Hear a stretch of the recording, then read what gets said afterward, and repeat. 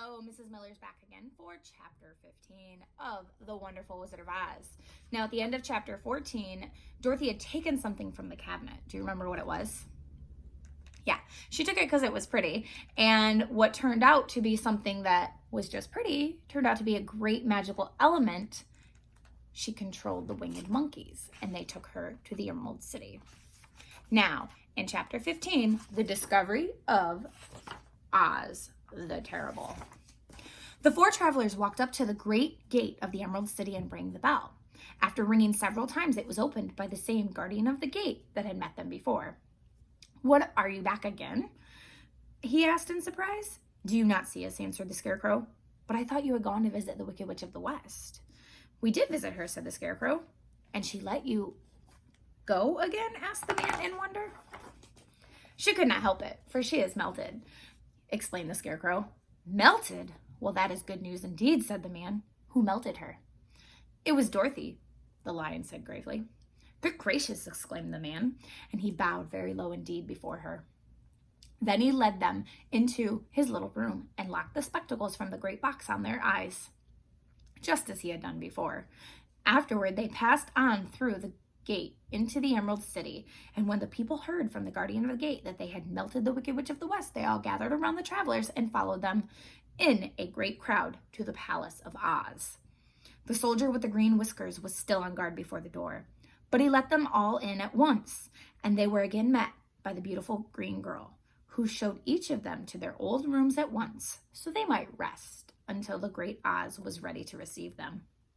The soldier had the news carried straight to Oz that Dorothy and the other travelers had come back again. They thought the great wizard would send for them at once, but he did not. They had no word from him the next day, nor the next, nor the next. The waiting was tiresome and wearying, and at last they grew vexed that Oz should treat them in so poor a fashion. After sending them to undergo hardships and slavery. So the Scarecrow at last asked the green girl to take another message to Oz, saying if he did not let them in to see him at once, they would call the winged monkeys to him to help them, and find out whether he kept his promises or not.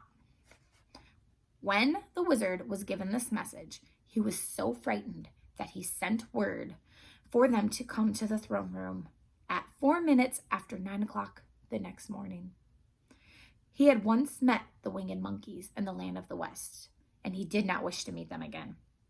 The four travelers passed a sleepless night, each thinking of the gift Oz had promised to bestow upon him. Dorothy fell asleep only once, and then she dreamed she was in Kansas, where Aunt Em was telling her how glad she was to have her little girl home again.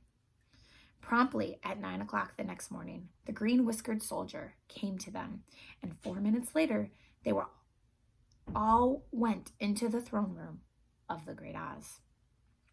Of course, each one of them expected to see the wizard in the shape he had taken before, and all were greatly surprised when they looked about and saw no one at all in the room. They kept close to the door and closer to one another, for the stillness of the empty room was more dreadful than any of the forms they had seen Oz take. Presently, they heard a voice, seeming to come from somewhere near the top of the great dome, and it said solemnly, "I am Oz, the great and terrible. Why do you seek me?" They looked again in every part of the room, and then, seeing no one, Dorothy asked, "Where are you?" "I am everywhere," answered the voice, "but to the eyes of common mortals, I am invisible. I will now seat myself upon my throne, that you may converse with me." Indeed, the voice seemed just then to come straight from the throne itself. So they walked toward it and stood in a row while Dorothy said, "We have come to claim our promise, O Oz." "What promise?" asked Oz. "You promised to send me back to Kansas when the Wicked Witch was destroyed," said the girl. "And you promised to give me brains," said the Scarecrow. "And you promised to give me a heart," said the Tin Woodsman. "And you promised to give me courage," said the Lion. Is the Wicked Witch really destroyed? Asked the voice. And Dorothy thought it trembled a little. Yes, she answered. I melted her with a bucket of water. Dear me, said the voice. How sudden. Well, come to me tomorrow, for I must have time to think it over. You've had plenty of time already, said the Tin Woodman angrily. We shan't wait a day longer, said the Scarecrow. You must keep your promise to us, exclaimed Dorothy. The lion thought it might be as well to frighten the wizard, so he gave a large, loud roar, which was so fierce and dreadful that Toto jumped away from him in alarm and tripped over the screen that stood in a corner. As it fell with a crash, they looked that way, and the next moment all of them were filled with wonder. For they saw standing in just the spot the screen had hidden a little old man with a bald head and a wrinkled face, who seemed to be as much surprised as they were. The Tin Woodman, raising his axe, rushed towards the little man and cried out, Who are you? I am Oz, the Great and Terrible, said the little man. But don't strike me, please. Don't strike me. And I'll do anything you want me to. Here comes the Tin Woodman. He's very angry. Our friends looked at him in surprise and dismay. I thought Oz was a great head, said Dorothy. And I thought Oz was a lovely lady, said the Scarecrow. And I thought Oz was a terrible beast, said the Tin Woodman. And I thought Oz was a ball of fire, exclaimed the lion. No, you are all wrong, said the little man meekly. I have been making believe. Making believe? Cried Dorothy. Are you not a great wizard? Hush, my dear, he said. Don't speak so loud, or you will be overheard, and I shall be ruined. I'm supposed to be a great wizard. And aren't you? She asked. Not a bit of it, my dear. I'm just a common man. You're more than that, said the Scarecrow in a grieved tone. You're a humbug. Exactly so, declared the little man, rubbing his hands together as if it pleased him. I am a humbug. But this is terrible, said the Tin Woodman. How shall I ever get my heart? Or I my courage, said the lion. Or I my brains, said the Scarecrow, wiping the tears from his eye with his coat sleeve. My dear friend, said Oz, I pray you not to speak. Here is the wizard agreeing that he is a humbug. Not to speak of these little things. Think of me and the terrible trouble I'm in for being found out. Doesn't anyone else know you're a humbug? Asked Dorothy. No one knows it but you four and myself, replied Oz.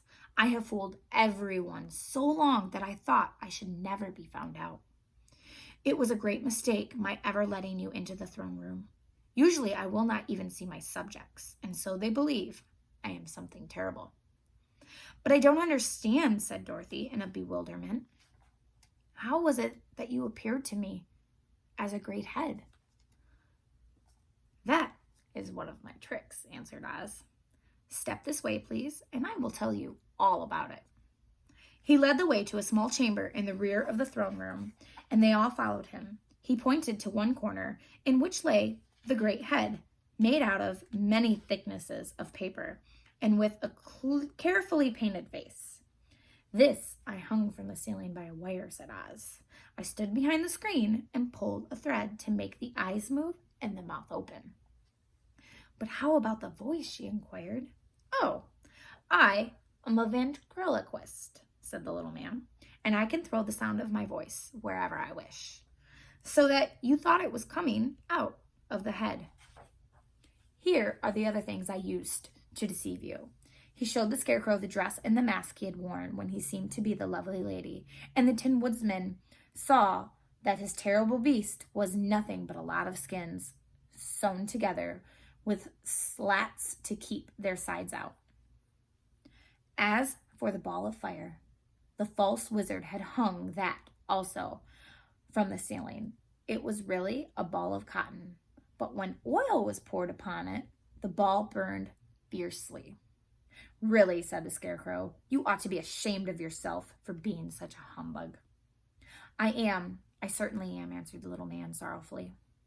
But it was the only thing I could do. Sit down, please. There are plenty of chairs, and I will tell you my story. This is where we're going to end chapter 15, and we're going to pick up part 2.